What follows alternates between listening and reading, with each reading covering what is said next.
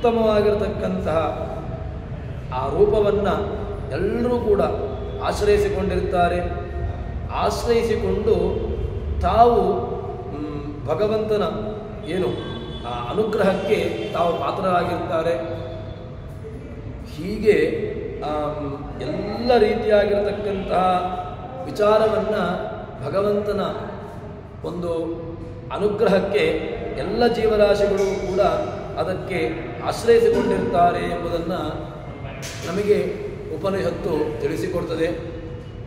ಇದರಲ್ಲಿ ಆಚಾರ್ಯರು ತಮ್ಮ ಭಾಷ್ಯದಲ್ಲಿ ಹೇಳ್ತಾರೆ ಏನು ಅಂತ ಕೇಳಿದರೆ, ಸಂಕರ್ಷಣಶ್ಚ ಪ್ರದ್ಯುಮ್ನ ಜಂಗಮೇಶು ವ್ಯವಸ್ಥಿತೋ ನಾರಾಯಣ ನಿರ್ಧೌತು ಸ್ಥಾವರಾಂತರ್ಗತೌ ಪ್ರಭು ತತ್ರಾಪಿ ಆಕಾಶಗೋ ನಿತ್ಯಂ ವಾಸುದೇವೋ ನಿರಂಜನಃ ಪ್ರಾಣಾನ ಭರಣ ನಿತ್ಯಂ ಪ್ರಾಣಭೃನ್ನಾಮ ರುದ್ಧರೇ ಅಂತ ಹೇಳಿಕೊಂಡು ಅದಕ್ಕೆ ಪ್ರಮಾಣವನ್ನು ತೋರಿಸಿಕೊಡ್ತಾರೆ.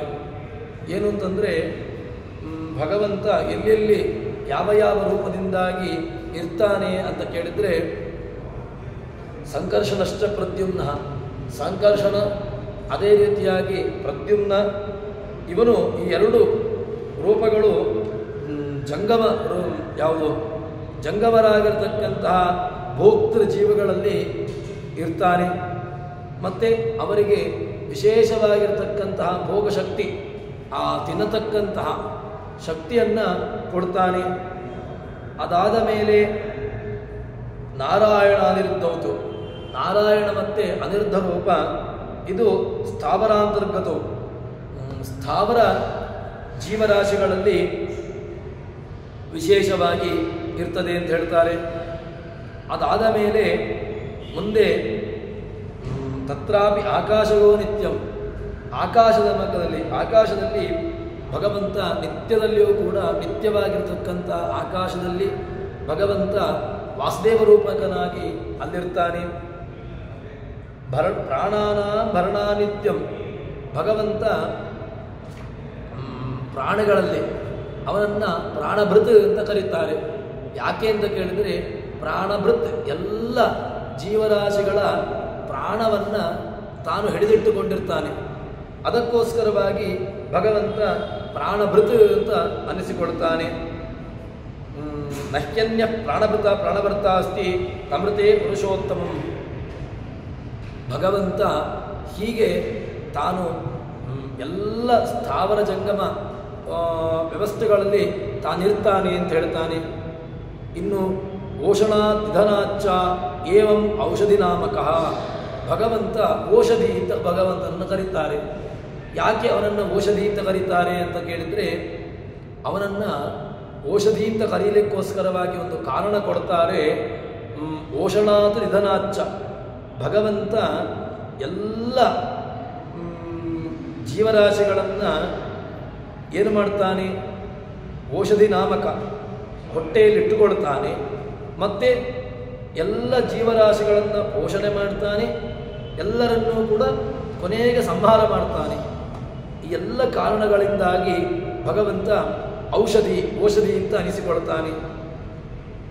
ವರ್ಣೀಯ ಪದಿತ್ವಾತ್ ವನಸ್ಪತಿ, ಭಗವಂತನನ್ನು ವನಸ್ಪತಿ ಅಂತ ಕರೀತಾರೆ. ಯಾಕೆ ವನಸ್ಪತಿ ಅಂತ ಕೇಳಿದರೆ,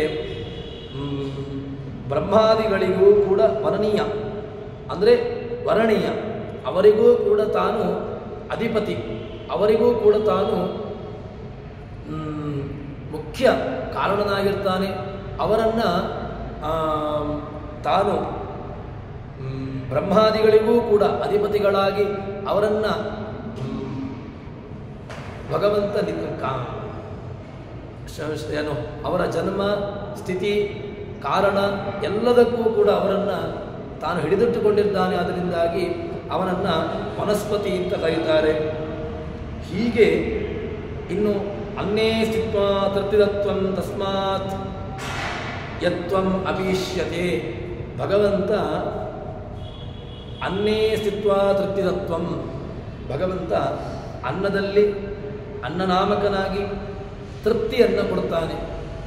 ಯಾಕೆ ತೃಪ್ತಿ ಅಂತ ಹೇಳಿದರೆ, ಆ ಭಗವಂತ ತೃಪ್ತಿದತ್ವ, ಈ ತೃಪ್ತಿದಾಯಕತ್ವ ಎಂಬಂತಹ ಧರ್ಮ ಅದು ಭಗವಂತ ತತ್ತತ್ ವ್ಯವಸ್ಥೆಗಳಲ್ಲಿ ಅಂದರೆ ಅನ್ನಗಳಲ್ಲಿ ಅಥವಾ ಇನ್ನಿತರ ಯಾವುದೋ ಪದಾರ್ಥಗಳಲ್ಲಿ ತಾನಿದ್ದುಕೊಂಡು ಅದರಲ್ಲಿ ತೃಪ್ತಿ ನಾಮಕನಾಗಿ ತೃಪ್ತಿದಾಯಕನಾಗಿರ್ತಾನೆ ಭಗವಂತ. ಯಾವುದಾದರೂ ಒಂದು ವಸ್ತುವನ್ನು ನಾವು ಸ್ವೀಕಾರ ಮಾಡಿ ಅದರಿಂದ ನಮಗೆ ತೃಪ್ತಿ ಎಂಬುದು ಸಿಗ್ತದೆ. ಈ ತೃಪ್ತಿ ಹೇಗೆ ಸಿಗುವುದು ಅಂತ ಕೇಳಿದರೆ ಭಗವಂತ ಆ ರೂಪದಲ್ಲಿ ತಾನು ಆ ಯಾವ ಒಂದು ಪದಾರ್ಥದಲ್ಲಿ ಇರ್ತಾನೋ ಅದರಿಂದಾಗಿ ನಮಗೆ ತೃಪ್ತಿ ಎಂಬುದು ಸಿಗುವಂತಹದ್ದು. ಅದಕ್ಕೋಸ್ಕರ ಭಗವಂತ ಅನ್ನೇ ಸ್ಥಿತ್ವ, ಇಲ್ಲಿ ಆಚಾರ್ಯರು ಹೇಳುವಾಗ ಅನ್ನೇ ಸ್ಥಿತ್ವ, ಅನ್ನದಲ್ಲಿ ಅವನಿರ್ತಾನೆ, ಇದ್ದುಕೊಂಡು ಅದರಲ್ಲಿ ನಮಗೆ ಆ ತೃಪ್ತಿಯನ್ನು ಕೊಡ್ತಾನೆ ಅಂತ ಎಂಬುದಾಗಿ ಹೇಳ್ತಾರೆ. ಹೀಗೆ ಭೋಕ್ತೃಶಕ್ತಿ ಪ್ರದೌಚ ನಿತ್ಯಂ ಭೋಕ್ತಾರೋಚ ವಿಶೇಷತಃ. ಅವರು ಭೋಕ್ತೃ ಶಕ್ತಿಗಳು ಹೌದು, ಭೋಕ್ತಾರರು ಹೌದು. ಯಾಕೆ ಅಂತಂದರೆ ಭೋಕ್ತೃ ಯಾವ ಒಂದು ಜೀವನಲ್ಲಿದ್ದುಕೊಂಡು ಅವರು ಭೋಕ್ತೃ, ಅವರೇ ನಮ್ಮ ಎಲ್ಲ ಒಳಗಿರತಕ್ಕಂತಹ ಆಹಾರಾದಿಗಳನ್ನು ಸ್ವೀಕಾರ ಮಾಡಿ ಅದರಲ್ಲಿ ಅದನ್ನು ವ್ಯವಸ್ಥಿತವಾಗಿರತಕ್ಕಂತಹ ರೀತಿಯಲ್ಲಿ ಅದನ್ನು ನೋಡಿಕೊಳ್ಳುವಂತಹದ್ದು. ಅದಕ್ಕೋಸ್ಕರವಾಗಿ ಭಗವಂತ ಭೋಕ್ತೃ ಆಗ್ತಾನೆ, ಮತ್ತೆ ಭೋಜ್ಯನೂ ಆಗ್ತಾನೆ ಎಂಬುದಾಗಿ ಇಲ್ಲಿ ಪ್ರಮಾಣವನ್ನು ಕೊಡ್ತಾರೆ. ಅದಾದ ಮೇಲೆ ಮುಂದೆ ಉಪನಿಷತ್ತು ಈ ಅನ್ನ ಮತ್ತು ಅನ್ನಾದದ ಉಪಾಸನೆ ಅದು ಮೊದಲಿಗೆ ಒಂದು ಕಾರಣವನ್ನು ಹೇಳಿದರು.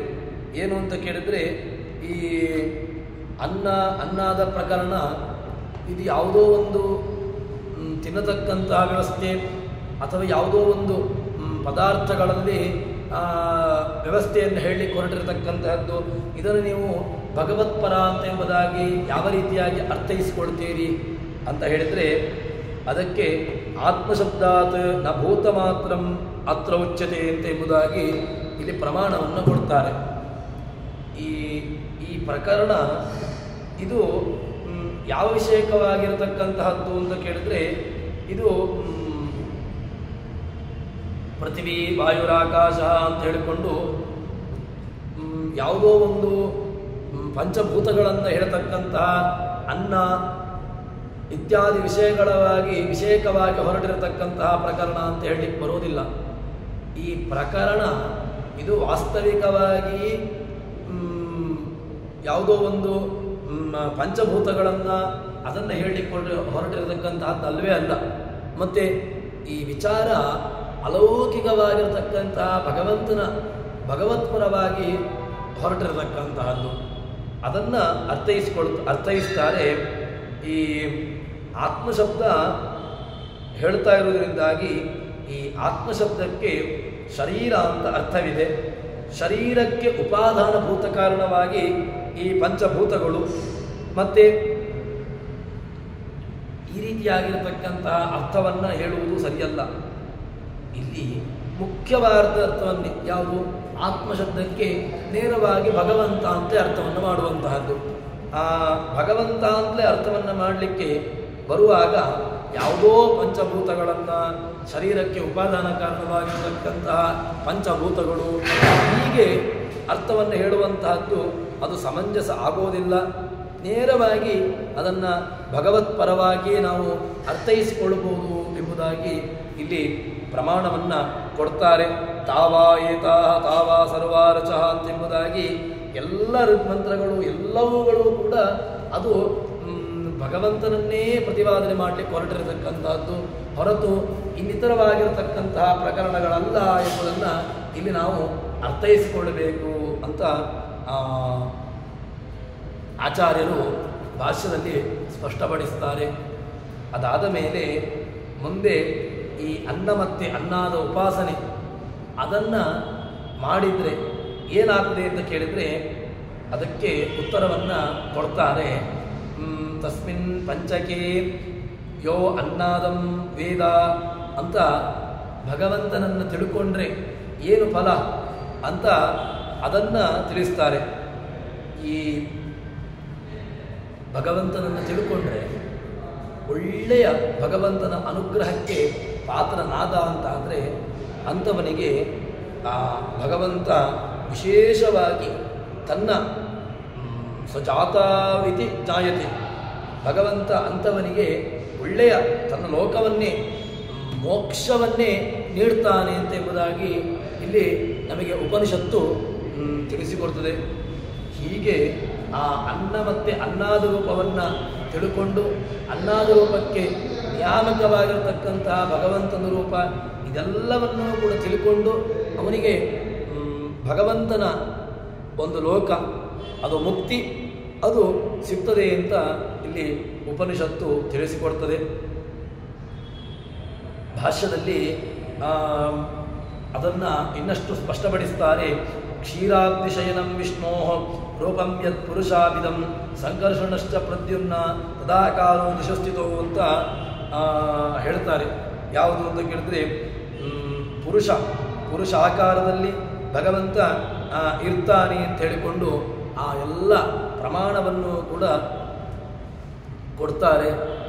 ಮುಂದೆ ಉಪನಿಷತ್ತು ಏನು ಹೇಳ್ತದೆ ಅಂತ ಕೇಳಿದ್ರೆ, ಉಪನಿಷತ್ತು ಎಲ್ಲ ಅನ್ನಾದ ರೂಪಗಳು ಅನ್ನರೂಪಗಳು ಆ ಭಗವಂತನ ಪಂಚರೂಪಗಳು ಯಾವುದು ಪ್ರದ್ಯುಮ್ನ ಅನಿರುದ್ಧ ಸಂಕರ್ಷಣ ವಾಸುದೇವ ನಾರಾಯಣ ಇತ್ಯಾದಿ ಎಲ್ಲ ರೂಪಗಳು ಇದೆಲ್ಲವನ್ನೂ ಕೂಡ ತಿಳಿಸಿಕೊಟ್ಟಿತು.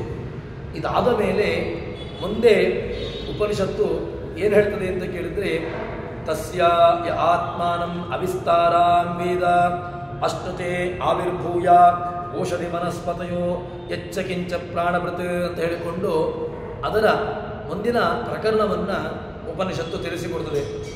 ಏನು ಅಂತ ಕೇಳಿದರೆ, ಭಗವಂತನನ್ನು ಎಲ್ಲ ವ್ಯವಸ್ಥೆಗಳಲ್ಲಿ ತಿಳ್ಕೊಳ್ಬೇಕು ಅಂತಾಯಿತು. ತಿಳ್ಕೊಳ್ಬೇಕು. ಆತ್ಮಾನಾಂ ಅವಿಸ್ತರಾಂ ವೇದ, ತನ್ನ ಸ್ವಭಾವಾನುಸಾರವಾಗಿ ಅವನ ಶಕ್ತಿಯನುಸಾರವಾಗಿ ತಾನು ತಿಳ್ಕೊಳ್ತಾನೆ. ಆ ಪರಮಾತ್ಮನನ್ನು ಎಲ್ಲ ವಸ್ತುಗಳನ್ನೇ ತಿಳ್ಕೊಳ್ತಾನಪ್ಪ ಸ್ವಭಾವಾನುಸಾರವಾಗಿ. ಮತ್ತು ತಾರತಮ್ಯದಿಂದಲೇ ಅವನು ಪ್ರಕಟವಾಗುವಂತಹದ್ದು, ಭಗವಂತ ಕಾಣಿಸಿಕೊಳ್ಳುವಂತಹದ್ದು ಹೇಗೆ ಅಂತ ಕೇಳಿದ್ರೆ ಅದು ಆಯಾಯ ತಾರತಮ್ಯಕ್ಕನುಸಾರವಾಗಿ ಎಂಬುದಾಗಿ ತಿಳ್ಕೊಳ್ತಾನೆ. ತಿಳ್ಕೊಂಡು ಅದನ್ನು ತಿಳ್ಕೊಳ್ಳುವುದು ಮಾತ್ರವಲ್ಲ, ಅದನ್ನು ಉಪಾಸನೆ ಮಾಡಬೇಕು. ತಿಳ್ಕೊಳ್ಳೋದು, ತಿಳ್ಕೊಂಡ ಮೇಲೆ ಅದನ್ನು ಉಪಾಸನೆ ಮಾಡುವಂತಹದ್ದು ಕೂಡ ಅಷ್ಟೇ ಅವಶ್ಯಕ. ಹೀಗೆ ಅದನ್ನು ಉಪಾಸನೆ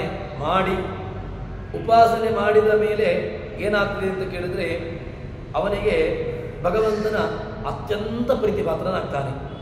ಯಾಕೆ? ಆ ಆತ್ಮಾನ ಅವಿಸ್ತಾರಾಂ ವೇದ ಅಷ್ಟುತೆ ಆವಿರ್ಭೂಯ ಔಷಧಿ ವನಸ್ಪತಿಯೋ ಹೆಚ್ಚೆಚ್ಚು ಪ್ರಾಣ ಬರ್ತದೆ. ಸ ಆತ್ಮಾನಾಂ ಅವಿಸ್ತಾರಾಂ ವೇದ ಔಷಧಿ ವನಸ್ಪತಿ ಶರೀರಸೌರ ದೃಶ್ಯತೆ. ಅವನಿಗೆ ಭಗವಂತ ಕಾಣ್ಲಿಕ್ಕೆ ಶುರು ಆಗ್ತಾನೆ. ಯಾಕೆ? ಅಷ್ಟು ಭಗವಂತನನ್ನು ತಾನು ತಿಳ್ಕೊಂಡು ಅದನ್ನು ಉಪಾಸನೆಯನ್ನು ಮಾಡಿ ಇದೆಲ್ಲ ಮಾಡಿದ ಮೇಲೆ ಅವನಿಗೆ ಭಗವಂತನ ಅತ್ಯಂತ ಪ್ರೀತಿಪಾತ್ರನಾಗ್ತಾನೆ. ಪ್ರೀತಿಪಾತ್ರನಾಗಿ ಅವನಿಗೆ ಆ ಔಷಧಿ ವನಸ್ಪತಿಗಳು ಜಂಗಮ ಪ್ರಾಣಿಗಳು ಎಲ್ಲ ಕಡೆಗಳಲ್ಲೂ ಕೂಡ ಭಗವಂತ ಅವನಿಗೆ ಏನಾಗಿರ್ತದೆ ಅಂತ ಕೇಳಿದರೆ ವ್ಯಾಪಿಸಿಕೊಂಡು ಕಾಣ್ತಾ ಇರ್ತಾನೆ. ಆ ಭಗವಂತ ಇಷ್ಟು ಆ ರೂಪಗಳಲ್ಲಿ ಇರತಕ್ಕಂಥವನು ಎಂಬುದಾಗಿ ತಿಳ್ಕೊಂಡ ಮೇಲೆ ಅವನಿಗೆ ಏನಾಗ್ತದೆ ಅಂತ ಕೇಳಿದರೆ ಆ ಭಗವಂತನ ವಿಸ್ತೃತವಾಗಿರತಕ್ಕಂತಹ ವ್ಯಾಪ್ತವಾಗಿರತಕ್ಕಂತಹ ರೂಪ ಅವನಿಗೆ ಕಾಣಲಿಕ್ಕೆ ಶುರುವಾಗ್ತದೆ. ಅದಕ್ಕೋಸ್ಕರವಾಗಿ ಆ ವ್ಯಾಪ್ತವಾಗಿರತಕ್ಕಂತಹ ಭಗವದ್ ರೂಪವನ್ನು ಕಂಡ ಮೇಲೆ ಅವನಿಗೆ ಈ ಜಗತ್ತಿನಲ್ಲಿರತಕ್ಕಂಥ ಯಾವುದೂ ಕೂಡ ಅವನಿಗೆ ಗಣನೆಗೆ ಬರೋದಿಲ್ಲ. ಆದ್ದರಿಂದ ಅವನು ಪ್ರಕಟನಾಗಿ ಎಲ್ಲ ಕಡೆಗಳಲ್ಲೂ ಕೂಡ ವ್ಯಾಪ್ತನಾಗಿರತಕ್ಕಂಥವನು ಎಂಬುದಾಗಿ ತಿಳ್ಕೊಳ್ತಾನೆ. ತಿಳ್ಕೊಂಡು ಅದರ ನಂತರ ತಾರತಮ್ಯಾನುಸಾರವಾಗಿ ಪ್ರಕಟನಾಗದವನು ಎಂಬುದಾಗಿ ತಿಳ್ಕೊಳ್ತಾನೆ. ಇದೆಲ್ಲ ತಿಳ್ಕೊಂಡು ಇದು ಯಾರಿಗೆ? ಆ ಜ್ಞಾನಿಗಳಿಗೆ ಮಾತ್ರ. ಅಜ್ಞಾನಿಗಳು ಯಾವತ್ತೂ ಕೂಡ ಇದನ್ನು ತಿಳ್ಕೊಳ್ಳಿಕ್ಕೆ ಹೋಗೋದೇ ಇಲ್ಲ. ಅವರಿಗೆ ಆ ಭಗವಂತನ ಅಥವಾ ಭಗವಂತನ ವ್ಯವಸ್ಥೆಗೆ ಅವರು ಯಾವತ್ತೂ ಕೂಡ ಅದರ ವ್ಯವಸ್ಥೆಗೆ ಹೋಗೋದೇ ಇಲ್ಲ. ಕೇವಲ ಭಗವಂತನ ಒಂದು ಏನು ಆ ವ್ಯವಸ್ಥೆ ಇದೆ, ಭಗವಂತನ ವ್ಯಾಪ್ತವಾಗಿರತಕ್ಕಂತಹ ಗುಣ ವಿಭಾಗ ಇದೆ, ಇದನ್ನು ತಿಳ್ಕೊಳ್ಳುವಂತಹದ್ದು ಅತೀ ಅವಶ್ಯಕವಾಗಿರತಕ್ಕಂತಹದ್ದು.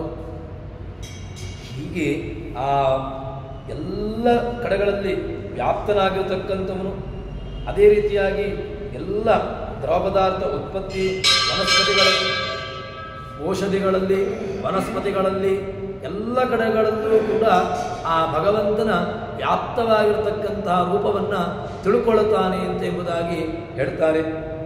ಇದಾದ ಮೇಲೆ ಮುಂದೆ ಉಪನಿಷತ್ತು ಹೇಳುವಂತಹದ್ದು ಮರ್ತೇನ್ ವಿಜ್ಞಾತಂ ವದತಿ ವಿಜ್ಞಾತಂ ಪಶ್ಯತಿ ವೇದಶ್ವಸ್ತನಂ ಅಂತ ಉಪನಿಷತ್ತು ಆ ಭಗವಂತನ ಇನ್ನಷ್ಟು ವಿಸ್ತೃತವಾಗಿರತಕ್ಕಂತಹ ರೂಪವನ್ನು ಹೇಳ್ತದೆ. ಅದೇನು ಅಂತಂದರೆ, ಭಗವಂತ ದ್ರವ ಪದಾರ್ಥಗಳಲ್ಲಿ, ಅದರ ಉತ್ಪತ್ತಿ, ಅದರ ಔಷಧಿ ವನಸ್ಪತಿಗಳಲ್ಲಿ, ಅದಾದ ಮೇಲೆ ಜಂಗಮ ಸ್ಥಾವರ ಪ್ರಾಣಿಗಳಲ್ಲಿ ಎಲ್ಲದರಲ್ಲೂ ಕೂಡ ತನ್ನ ಭಗವಂತನ ಸನ್ನಿಧಾನ. ಅಷ್ಟು ಮಾತ್ರವಲ್ಲದೆ ಮುಂದೆ ಪುರುಷನಲ್ಲಿ ಭಗವಂತ ಪ್ರಕಟನಾಗಿ ಕಾಣ್ತಾನೆ. ಅವನ ಒಂದು ವಿಶೇಷವಾಗಿರತಕ್ಕಂತಹ ಸನ್ನಿಧಾನ ಅಲ್ಲಿ ಕಾಣ್ತದೆ ಅಂತ ಹೇಳ್ತಾರೆ. ಅದಾದ ಮೇಲೆ ಮುಂದೆ ಮನುಷ್ಯ ಅವನ ವ್ಯವಸ್ಥೆಯನ್ನು ಹೇಳ್ತಾರೆ. ಅವನು ಏನು ಅಂತ ಕೇಳಿದ್ರೆ, ಇತರೇಷಾಂ ಪಶೂನಾಂ ಅಶನಾವಿಪಾಸೆ ಏವಾಭಿವಿಜ್ಞಾನಂ. ಇತರ ಪ್ರಾಣಿಗಳಿಗಿಂತ, ಇತರ ಪಶುಗಳಿಗಿಂತ ಮನುಷ್ಯ ಸ್ವಲ್ಪ ಅಧಿಕವಾಗಿರತಕ್ಕಂಥವನು. ಯಾಕೆ ಅಂತ ಕೇಳಿದರೆ, ಮನುಷ್ಯ ಇತರ ಪಶುಗಳಿಗಿಂತ ಒಳ್ಳೆಯ ಧೀಶಕ್ತಿಯಿಂದ ಕೂಡಿರತಕ್ಕಂಥವನು. ತಾನು ಆ ಧೀಶಕ್ತಿಯಿಂದ ಕೂಡಿರತಕ್ಕಂಥವನು. ಮತ್ತು ಅವನ ಮಾತುಗಳು ಅದು ಯಾವ ರೀತಿಯಾಗಿರ್ತದೆ ಅಂತ ಕೇಳಿದ್ರೆ, ಒಂದು ಆಲೋಚನೆಯ ಪೂರ್ವಕವಾಗಿ ತಾನು ಏನನ್ನು ಮಾತನಾಡಬೇಕೋ ಅದರ ವಿಚಾರವನ್ನು ಆಲೋಚಿಸಿ ತದಂತರ ಮಾತನ್ನು ಆಡ್ತಾನೆ. ಅದಾದ ಮೇಲೆ ಆ ನಿರ್ಣಯವನ್ನು, ಒಂದು ವಿಷಯದಲ್ಲಿ ನಿರ್ಣಯವನ್ನು ತೆಗೆದುಕೊಳ್ಳಬೇಕು ಅಂತ ಅಂದರೆ ತಾನು ಒಂದಷ್ಟು ಯೋಚನೆಯನ್ನು ಮಾಡಿ ಅದರ ನಂತರ ತಾನು ನಿರ್ಣಯವನ್ನು ತೆಗೆದುಕೊಳ್ಳುತ್ತಾನೆ. ಇನ್ನು ಮುಂದೆ ಹೇಳ್ತಾರೆ, ಅಶನಾಭಿವಾದೇವಾಭಿವಿಜ್ಞಾನಂ ನ ವಿಜ್ಞಾತಂ ವಿಧಾನ್ ನ ವದಂತಿ ನ ವಿಜ್ಞಾತಂ ಪಶ್ಯಂತಿ ನ ವಿದುಶ್ವಸ್ತನಂ ನ ಲೋಕಾಲೋಕವು.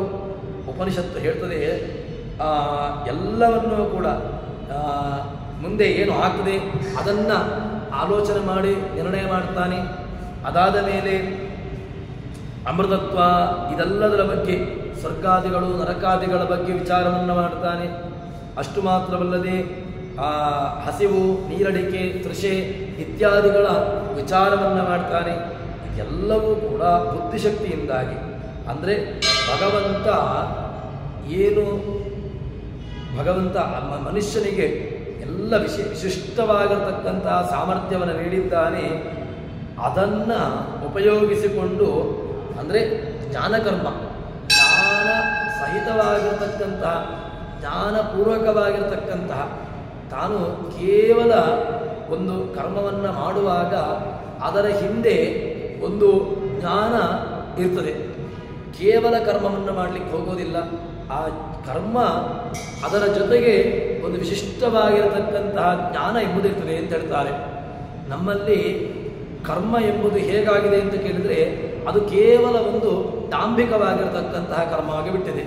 ಅದು ಕೇವಲ ಒಂದು ತೋರ್ಪಡಿಕೆಗೆ, ಯಾರೋ ಒಂದು 4 ಜನ ನೋಡ್ತಾರೆ ಅಂತಾದರೆ ಆ ರೀತಿಯಾಗಿರತಕ್ಕಂತಹ ಒಂದು ವಿಚಾರವನ್ನು ನಾವು ನಮ್ಮಲ್ಲಿ ಅಳವಡಿಸಿಕೊಂಡಿರ್ತೇವೆ. ಅದಕ್ಕೋಸ್ಕರವಾಗಿ ಕರ್ಮ ಅದು ಜ್ಞಾನ ಸಹಿತವಾಗಿ, ಯಾವಾಗ ಅದು ಜ್ಞಾನಪೂರ್ವಕವಾಗಿರ್ತದೋ ಆವಾಗ ಅಂತಹ ಕರ್ಮಗಳು ಅದು ನಮ್ಮ ಶ್ರೇಯಸ್ಸಿಗೆ ಅದು ಕಾರಣ ಅಂತ ಹೀಗೆ ಹೇಳ್ತಾರೆ. ಅದಕ್ಕೋಸ್ಕರವಾಗಿ ಯಾವ ಕರ್ಮಗಳು ಕೂಡ ಅದು ಮೇಲ್ನೋಟದ ಕರ್ಮಗಳಾಗಿರಬಾರದು ಎಂಬುದನ್ನು ಉಪನಿಷತ್ತು ನಮಗೆ ಹೇಳ್ತದೆ. ಇದಾದ ಮೇಲೆ ಮುಂದೆ ಉಪನಿಷತ್ತು ಹೇಳ್ತದೆ, ಆವಿರ್ಭಾವಂ ತಾರತಮ್ಯ ಯೋವೇದ ಪರಮಾತ್ಮನಃ ತತಸ್ಯೈವ ವಿಶೇಷೇಣ ಪ್ರತಿಯೋಗ ಭವಿಷ್ಯತಿ. ಹಿಂದಿನ ವಿಚಾರವನ್ನು ಹೇಳ್ತಾರೆ. ಏನು ಅಂತಂದರೆ, ಭಗವಂತನ ಪರಮಾತ್ಮ ವಸ್ತುಗಳಲ್ಲಿ ಸ್ವಭಾವ ತಾರತಮ್ಯಾನುಸಾರವಾಗಿ ತಾನು ಇರ್ತಾನೆ ಅಂತ ಹೇಳ್ತಾರೆ, ಮತ್ತು ಪ್ರಕಟನಾಗ್ತಾನೆ ಅಂತ ಹೇಳ್ತಾರೆ.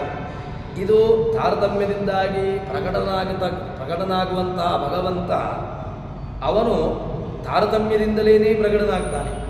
ಇದನ್ನು ಯಾರು ಚೆನ್ನಾಗಿ ಉಪಾಸನೆಯನ್ನು ಮಾಡಿ ಮತ್ತು ಅದನ್ನು ಆ ಉಪಾಸನೆಯ ಮೂಲಕವಾಗಿ ಯಾರು ಕಂಡುಕೊಳ್ತಾನೋ ಅವನು ಭಗವಂತನ ವಿಶೇಷವಾಗಿರತಕ್ಕಂತಹ ಒಂದು ಅನುಗ್ರಹಕ್ಕೆ ಪಾತ್ರನಾಗ್ತಾನೆ.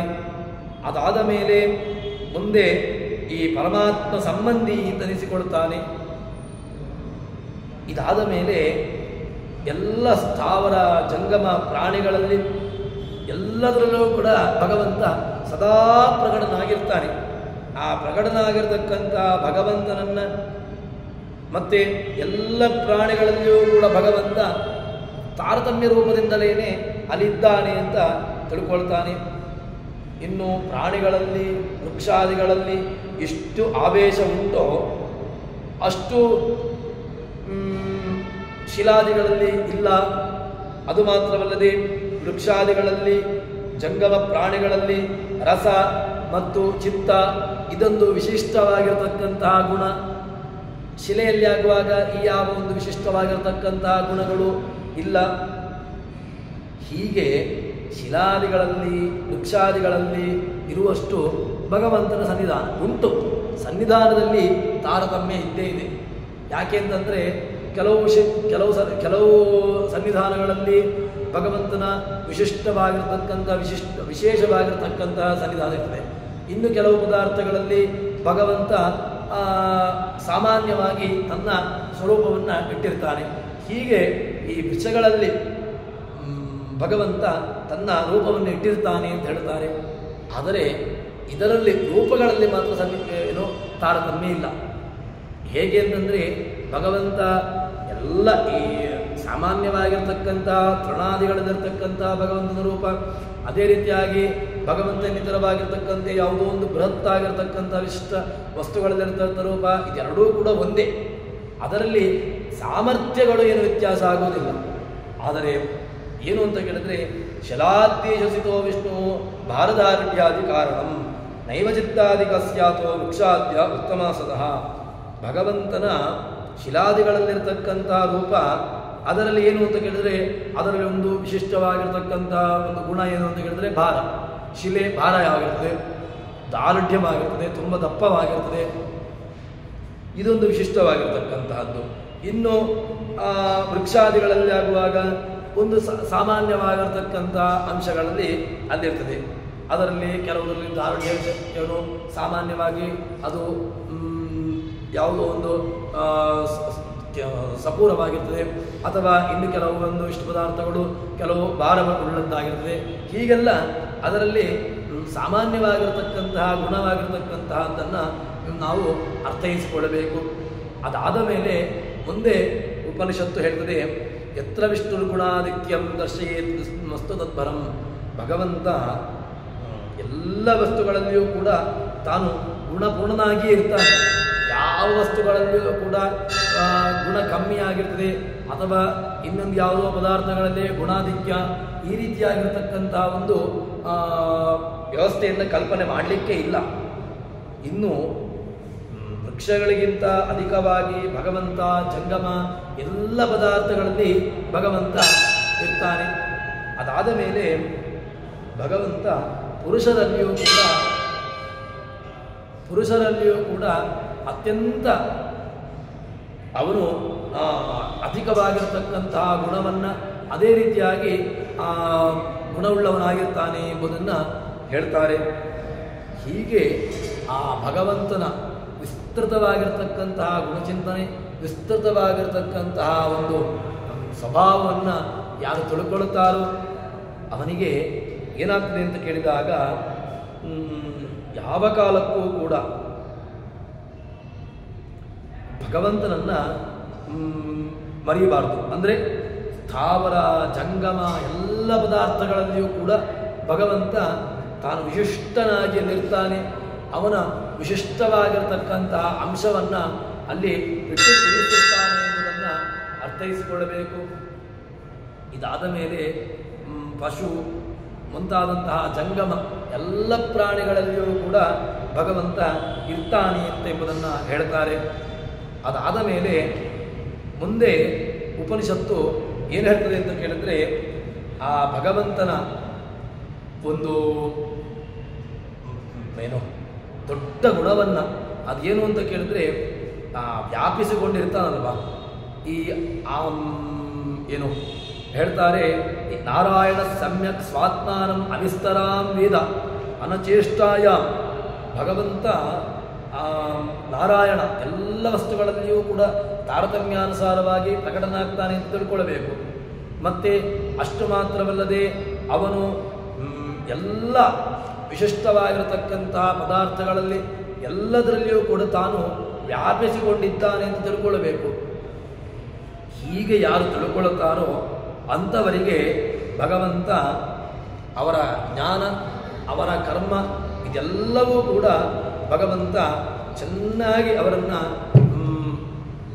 ಅನುಗ್ರಹ ಮಾಡ್ತಾನೆ ಎಂಬುದಾಗಿ ಅಲ್ಲಿ ನಮಗೆ ಉಪನಿಷತ್ತು ಹೇಳ್ತದೆ.